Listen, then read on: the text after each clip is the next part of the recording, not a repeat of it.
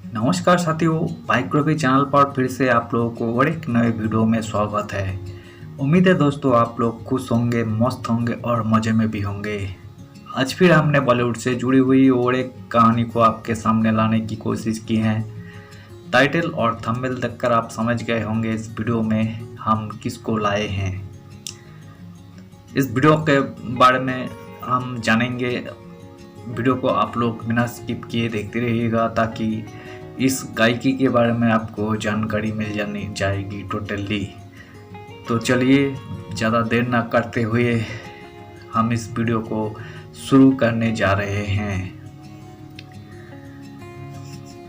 गीता दत्त रोहित जोमिंदर की बेटी ने अपने गानों से किया बॉलीवुड पर राज। अफेयर के शक में पोती की करवाई जासूसी, आखिरी समय में लोगों ने पहचाना भी नहीं।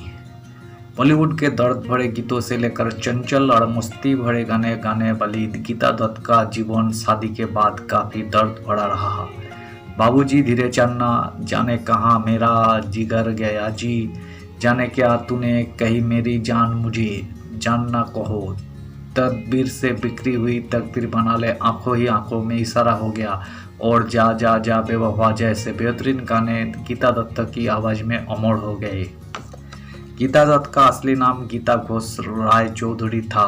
गीता दत्त जानी मानी प्लेबैक सिंगर थी जिन्हें हिंदी और बंगाली शास्त्रीय संगीत दोनों में उनकी संगीत प्रस्तुतियों के लिए जाना जाता था।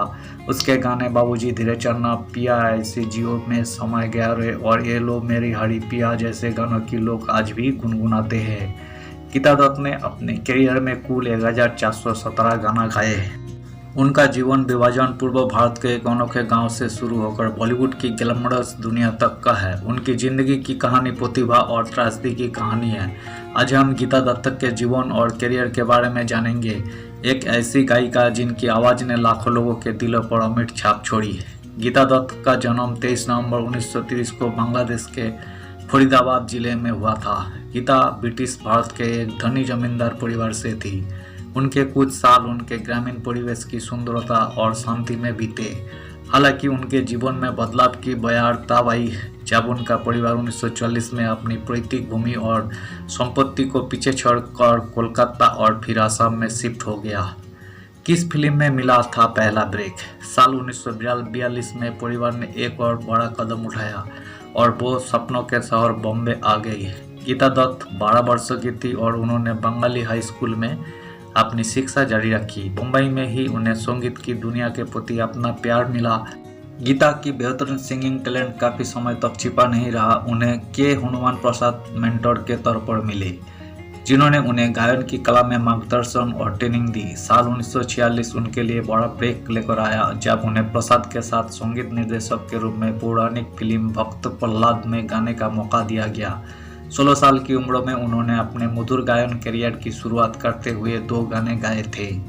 इसके बाद उन्होंने के हनुमान की 2 और फिल्में रसीली और नई माँ के गानों को अपनी आवाज़ दी। म्यूजिक डायरेक्ट और सिंगर सचिन देव बर्मन ने जब फिल्म प्रहलाद में गीता का गाना सुना तो वो उनसे बहुत प्रभावित हुए। उन्होंने गीता को अपनी अपकमिंग फिल्म 2 भाई में गाने का ऑफर दे दिया। गाने के बोलते मेरा सपना सुंदर बीत गया। ये वो फिल्म और गाना था जिससे गीता को बड़ी पहचान मिली। साल 1948 से 1949 के बीच उन्होंने कई हिट गाने गा दिए। पॉपुलैरिटी इतनी बढ़ गई है कि वो फेमस सिंगर शमशाद बेगम और राजकुमारी से भी आगे निकल गई। कैसे हुई मुलाकात? साल 1991 में फिल्म बाजी की रिकॉर्डिंग के दौरान गीता दत्त की अचानक एक मोड़ आया और उनकी मुलाकात गुरु दत्त से हुई।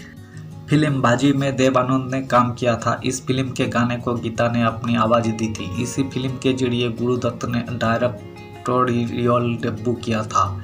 इस फिल्म की शूटिंग के दौरान गीता और गुरु दत्त को प्यार हुआ। फिर उन्होंने 26 मई 1953 में शादी कर ली। गुरु दत्त और गीता दत्त के 3 बच्चे हैं, तरुण, अरुण और मीना। तरुण और अरुण दत्त की भी मौत हो चुकी है। अफेयर के बारे में पता चला जब गीता दत्त और गुरु दत्त की मुलाकात हुई। उस समय गीता दत्त इंडस्ट्री का जाना माना चेहरा थी। गुरु दत्त उस समय इंडस्ट्री में जगह बनाने के लिए मेहनत कर रहे थे। कई रिपोर्ट्स ने दावा किया था कि गुरु दत्त ने पैसों के लिए गीता से शादी की थी। एक वक्त तो ऐसा आ गया था कि गीता दत्त उनकी फिल्मों के अलावा किसी दूसरे डायरेक्टर की फिल्मों में गाती नहीं थी। गुरुदत्त चेन स्मोकर और शराबी थे। शादीशुदा जिंदगी में उथल पुथल तब आई जब गुरुदत्त ने 1965 की फिल्म सीआईडी के लिए वहीदा रहमान को कास्ट कर लिया। शूटिंग के दौरान दोनों की अफेयर की खबरें चर्चा में आ गई। इस बात को गीता दत्त बर्दाश्त नहीं कर पाई। उन्होंने रिहर्सल पर जाना और रिकॉर्डिंग करना भी छोड़ दिया। वो इतनी टूट गई कि इस दुख को भुलाने के लिए वो खूब शराब पीने लगी। जासूसी भी करवाई। जब गीता को गुरुदत्त और वहीदा रहमान के अफेयर के बारे में पता चला तो उन्होंने गुरुदत्त की जासूसी भी करवाई। उन्होंने वहीदा रहमान की तरफ से गुरुदत्त को खत लिखा और उनसे शूटिंग के बाद मिलने की बात की। गुरुदत्त को जब एक खत मिला तो उन्हें पता चल गया कि ये काम वहीदा का नहीं है, लेकिन वो फिर भी उस जगह पहुंच गए जहां पर गीता ने उन्हें मिलने के लिए बुलाया था। उस जगह पर जब उन्होंने गीता को उनकी एक सहेली के साथ देखा तो वो गुस्सा हो गए। यहाँ तक उन्होंने गीता पर हाथ भी उठा दिया। इस घटना के बाद दोनों अलग रहने लगे थे। रिश्ते को सुधारने के लिए गुरुदत्त ने फिल्म गोरी की शूटिंग शुरू की, क्योंकि गीता हमेशा से सिंगिंग के साथ एक्टिंग भी करना चाहती थी। हालांकि शूटिंग सेट पर ही उनके झगड़े रुके नहीं। उनकी फिल्म कागज के फूल नाकामयाब रही और इससे उन्हें बहुत नुकसान हुआ। बेटी के जन्म के बाद आर्थिक तंगी आ गई। इन्हीं सब बातों से तंग आकर 10 अक्टूबर 1964 को गुरुदत्त ने सुसाइड कर लिया। उनकी मौत के बाद तो गीता और शराब पीने लगी। परिवार चलाने के लिए उन्होंने एक बंगाली फिल्मों में साइड रोल भी प्ले किया था। आखिरी समय में लोगों ने पहचाना भी नहीं। एक इवेंट में बहुत सारे सिंगर आए थे। इसमें लता मंगेशकर और मोहम्मद रफ़ी भी शामिल थे।